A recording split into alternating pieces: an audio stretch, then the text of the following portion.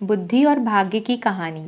आपदा को अवसर में बदलने की बात तो आप सबने सुनी ही होगी, लेकिन यह वाक्य सिर्फ उनके लिए है जो सबसे अलग सोच सकते हैं। बाकी सब तो बस भाग्य के सहारे बैठे रहते हैं। याद रखिए, सामान्य बुद्धि बस सामान्य परिस्थितियों तक ही हमारा साथ देती है। जब परिस्थितियां असामान्य हो जाती हैं तो उनका निवारण सामान्य सोच के साथ नहीं किया जा सकता। उस समय हम तभी सफलता प्राप्त कर सकते हैं जब हम कोई नई चीज़ खोज निकालें। याद रखिए, बुद्धि सबके पास है, लेकिन सफल वही है जो उन सबसे आगे की सोच सकता है। ऐसा व्यक्ति किसी भी हालत में आने वाले भाग्य को बदल सकता है। कैसे? आइए देखते हैं बुद्धि और भाग्य की कहानी के जरिए। चेन्नई, जिसका नाम पहले मद्रास हुआ करता था, वहाँ एक निर्धन ब्राह्मण रहा करता था। उसके पास सरस्वती थी, इसलिए वह सरस्वती का पुजारी ब्राह्मण निर्धन था। वह प्राचीन परंपरा के अनुसार शिष्यों को पढ़ाता था। गुरुकुल की परंपरा के अनुसार शिष्य उसके लिए गांव-गांव जाकर भिक्षा मांगते। भिक्षा में जो भी मिलता था उससे उसका गुजारा हो रहा था। ब्राह्मण की पत्नी के बच्चा होने वाला था। ऐसे में ब्राह्मण की पत्नी को चिंता होने लगी कि उसकी संतान का पालन पोषण इतनी गरीबी में कैसे होगा। इसी बात को लेकर वह अक्सर ब्राह्मण को उसकी गरीबी के लिए ताने मारने लगी। वह कहती, ना जाने मुझे किन कर्मों की सजा मिली है जो मेरा विवाह मेरे पिता ने एक कंगाल से कर दिया। ब्राह्मण को ये बात अच्छी ना लगी। ताने सुन सुनकर वह परेशान हो चुका था। फिर एक दिन उसने एक फैसला लिया और अपने सबसे प्रिय और सूझवान शिष्य को बुलाकर सारी जिम्मेदारी उसे दे दी। इसके बाद 4-5 महीने में लौटने का आश्वासन देकर धन कमाने राजधानी चला गया। ब्राह्मण के जाने के बाद वह शिष्य ने अपनी सारी जिम्मेदारियां ईमानदारी के साथ निभाने लगा। आसपास के गांवों के लोगों को जब ब्राह्मण के जाने का पता चला तो सब लोगों ने मिलकर ब्राह्मण के यहाँ अनाज और ज़रूरत की बाकी सामान भिजवा दिया। आश्रम में बाकी शिष्यों को वह शिक्षा देने लगा। इस तरह सब कुछ सही रास्ते पर चलने लगा। एक रात को ब्राह्मण के पुत्र का जन्म हुआ। दरवाजे के पास खड़े शिष्य को जब यह पता चला तो उसने सोचा कि आगे क्या क्या करना है, इस बारे में गांव के बुजुर्गों से सलाह लेनी चाहिए। वह जाने ही वाला था कि इतने देर में वहां एक दुबला पतला ब्राह्मण लाठी के सहारे चलते हुए वहां आया। उसकी वेशभूषा देखकर शिष्य को लगा शायद वह कोई भिखारी है। शिष्य बोला, ओ बाबा, कौन हो तुम? आधी रात को यहाँ कैसे आना हुआ? अभी ये मत पूछो, बाबा कहते हैं। मैं कौन हूँ? मुझे कुछ काम है, बस तुम मुझे अंदर जा लेने दो। उस दुबले पतले ब्राह्मण ने जवाब दिया, ऐसे कैसे जा लेने दो? कम से कम अपना परिचय तो दे दीजिए। और भला आप इस स्थिति में एक असहाय स्त्री के पास कैसे जा सकते हैं? शिष्य दरवाजे पर रास्ता रोकते हुए खड़ा था। ब्राह्मण ने हंसते हुए जवाब दिया, तो सुनो, मैं विधाता हूँ, सबका भाग्य लिखने वाला। आज यहाँ बच्चा पैदा हुआ है तो मैं उस बच्चे का भाग्य लिखने चला आया। भाग्य लिखने वाले को कौन रोक सकता है भला? इतना कहते हुए वह ब्राह्मण हंसते हुए शिष्य को हटा अंदर चला गया। जब वह बाहर आया तो उस शिष्य ने उत्सुकता से पूछा, महाराज, फिर क्या लिखा है आपने मेरे गुरु भाई के भाग्य में? आज तक विधाता ने किसी को बताया है क्या उन्होंने किसके भाग्य में क्या लिखा है? परंतु शिष्य भी उन्हें ऐसे नहीं जाने देने वाला था। पीछा ना छोड़ते देख ब्राह्मण विवश होकर बोला, यही जानना चाहते हो ना कि क्या लिखा है? तो मैंने ये लिखा है कि ये लड़का हमेशा निर्धन ही रहेगा। इसके पास घर में एक गाय और एक बोरा अनाज के अलावा कुछ भी नहीं रहेगा।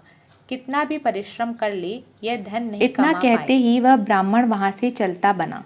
शिष्य को उसके इस व्यवहार पर बहुत गुस्सा आया, परंतु वह ब्राह्मण अब जा चुका था, इसलिए कुछ किया नहीं जा सकता था। कुछ महीनों बाद गुरुकुल का ब्राह्मण लौट आया। आकर जब उसने देखा कि सब कुछ व्यवस्थित ढंग से चल रहा है तो उस बड़ी प्रसन्नता हुई। अपने साथ वह काफ़ी धन कमाकर लाया था। अब उसे किसी बात की कोई चिंता नहीं थी, इसलिए उसका जीवन अब हंसी खुशी गुजरने लगा।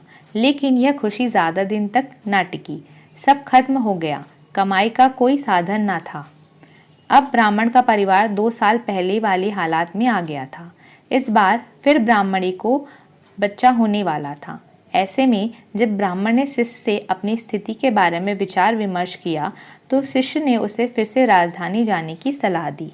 ब्राह्मण पहले की तरह अपनी सारी जिम्मेदारियां अपने उसी बुद्धिमान शिष्य के कंधों पर छोड़ राजधानी चला गया।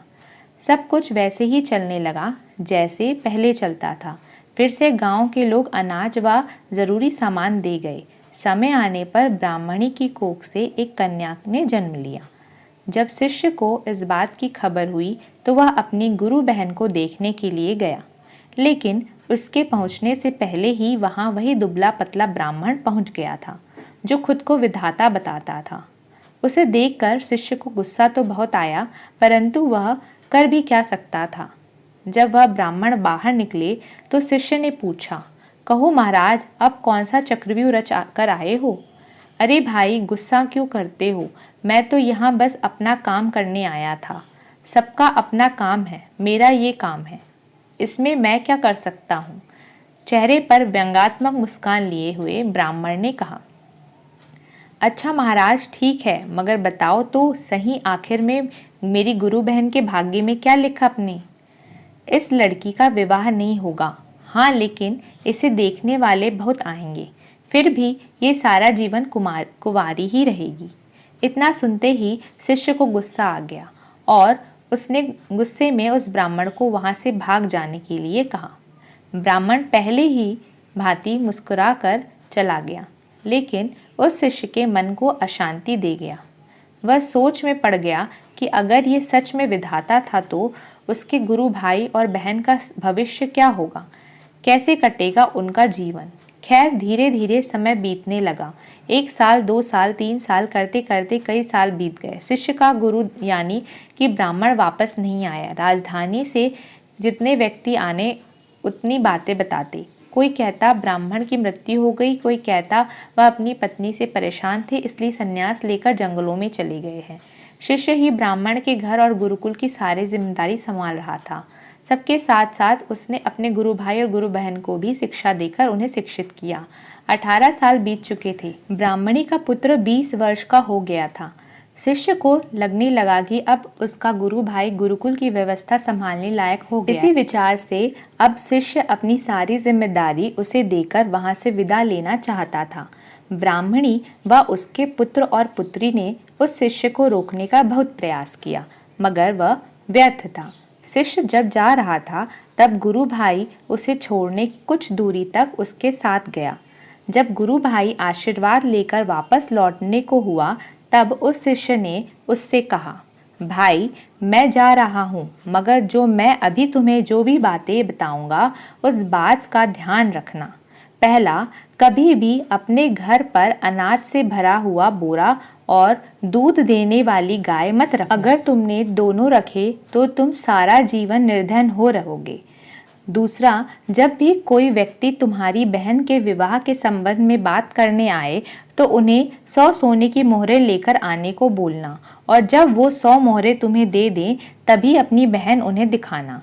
लड़के ने वैसा ही करने का वायदा उस शिष्य से किया और वापस आश्रम लौट आया। अगले ही दिन गांव के एक पुरोहित के यहाँ से एक दुधारू गाय और एक बोरा अनाज उस लड़के के घर भिजवा दिया। लड़के ने उसी समय गाय और अनाज का बोरा बेच दिया। उसके अगले दिन फिर किसी ने एक बोरा अनाज और एक दुधारू गाय भेजी। लड़के ने फिर वैसा ही किया। अब आए दिन ही गाय और अनाज के बोरे आने लगे। लड़का उन्हें अपने वायदे अनुसार बेचता गया। इससे उसका भाग्य बदल गया और जल्द ही वह अमीर हो थोड़े ही दिनों में उसकी बहन के विवाह की उम्र भी हो गई थी। विवाह के लिए कई लोग लड़के को संपर्क करने लगे। उस लड़के को अपना वायदा याद था। उसकी बहन को जो भी देखने आता था वह उससे 100 स्वर्ण मुद्राएं ले लेता। इस तरह वह और भी धनी हो गया। उनका जीवन सुखमय हो गया। इसी तरह कई साल बीत गए। एक दिन उस शिष्य का मन हुआ कि क्यों ना अपने गुरु के परिवार को देख लिया जाए कि उसका भाग्य कैसा चल रहा है। इसी विचार के साथ वह वहां चल दिया। अभी वह गांव के बाहर ही पहुंचा था कि उसे वह दुबला पतला ब्राह्मण एक गाय, एक बोरा अनाज और एक पोटली में मुद्राओं ले जाता हुआ दिखा। शिष्य ने आवाज लगाते हुए कहा, अरे महाराज, कहाँ जा रहे हैं? ब्राह्मण ने उसकी ओर देखा और गुस्से से ऊंची आवाज में बड़बड़ाना शुरू किया, आ गए जले पर नमक छिड़कने। देख लो, ये सब तुम्हारे ही किया धरा है। रोज एक दूध देने वाली गाय, एक बोरा अनाज और 100 मुद्राएं देते देते मैं थक चुका हूँ। दिमाग काम नहीं करता कि तुम्हारे इस चक्रव्यूह से कैसे निकलूं। मेरा चक्रव्यूह? महाराज, आप भूल रहे हैं कि भाग्य तो आप लिखते हैं, फिर भला मैं कैसे आपको किसी भी चक्रव्यूह में फंसा सकता हूँ।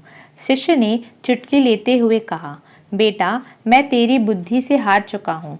मेरी सहायता कर और मुझे इस झंझट से निकाल।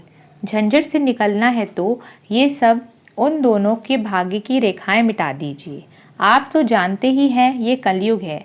आज का इंसान स्वयं अपनी बुद्धि से अपना भाग्य बनाता है। उदाहरण आप देख ही रहे हैं। ऐसे कैसे मिटा दूं मैं भाग्य की रेखाएं? तो फिर उठाइए, झंझट में मैं कुछ नहीं कर सकता। अरे नहीं बेटा, मेरा कुछ ख्याल करो। कब तक इसी काम में फंसा रहूंगा मैं भी मजबूर हूँ महाराज। अपने गुरु को वचन दिया है कि उनके परिवार का ख्याल रखूंगा। अब ऐसे में उनका साथ कैसे छोड़ दूं? वैसे भी इस दुनिया में कुछ पाने के लिए कुछ खोना ही पड़ता है, और फिर मुझे तो अपनी बहन का विवाह भी करना है। अगर आप मेरी बात मान लें तो आपको अपनी समस्या का हल मिल जाएगा। कुछ देर सोच विचार करने के बाद उस ब्राह्मण ने गाय, अनाज का बोरा और मुद्राओं की पोटली उस शिष्य को दे दी और बोले, जाओ, मिटा दी उनके भाग्य की रेखाएं। तुम्हें उनका जैसा भी भविष्य बनाना है बना लो। मैं कोई रुकावट नहीं डालूंगा, लेकिन हाँ, मेरी एक विनती है कि इस बारे में तुम किसी को बताना नहीं तो कोई भी मेरा आदर नहीं करेगा, किसी को भय नहीं रहेगा, जिसका कारण कोई मुझे याद नहीं करेगा। इतना कहते हुए वह ब्राह्मण चला गया। तो दोस्तों, इससे ये सिद्ध हो गया कि आप ही हो जो अपनी बुद्धि से अपना भाग्य बदल सकते हो। यदि आप अपने लक्ष्य के लिए पूरी तरह से समर्पित हो तो ऐसी कोई चीज़ नहीं जो आप हासिल नहीं कर सकते। हो सकता है हमारी परेशानियों में ही हमारी सफलता कहीं छुपी हो। ये तो हमारी मानसिकता पर निर्भर करता है कि हमारा जीवन कैसा होने वाला है। अगर आपको ये कहानी पसंद आई है तो हमारा चैनल सब्सक्राइब करिए, लाइक करिए और कमेंट करिए कि आप और किस तरह की कहानियाँ सुनना चाहते हैं। Thank you.